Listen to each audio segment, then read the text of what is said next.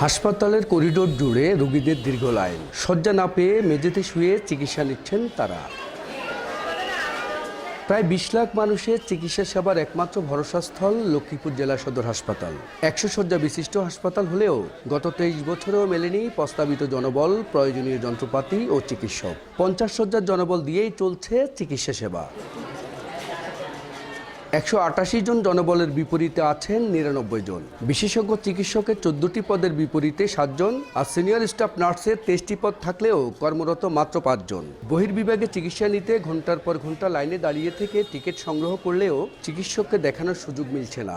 প্রতিবন্ধকতার কারণে ডাক্তার সংকট, ইনস্ট্রুমেন্ট সংকট, বা সেখানে আইসিইউ নেই। যে পরিমাণ সিট থাকার কথা এখানে ওই পরিমাণ সিট নাই। বেডে 2 জন 4 জন করে থাকা লাগে। বাচ্চাদের ট্রিটমেন্টের জন্য থাকা আমাদের একটু স্যাক্রিফাইস এটার জন্য করতে হয় আর কি, এজন্য একটু সমস্যা। ঘন্টার পর ঘন্টা দাঁড়িয়ে থাকি, টিকিটের লাগে বাইরে থেকে লোক আসে, টিকিট দালালরা টিকিট বিক্রি করে ওইখানে।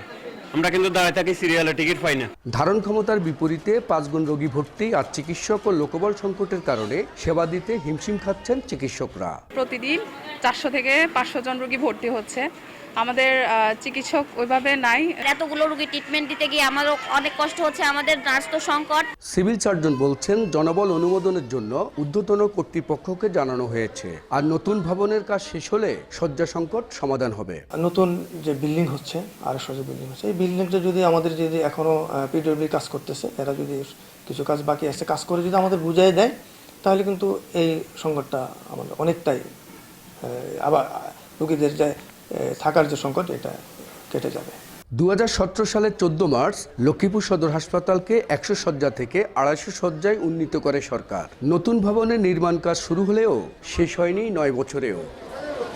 মাঝারুল আনোয়ার টিপু, সময় সংবাদ, লক্ষ্মীপুর।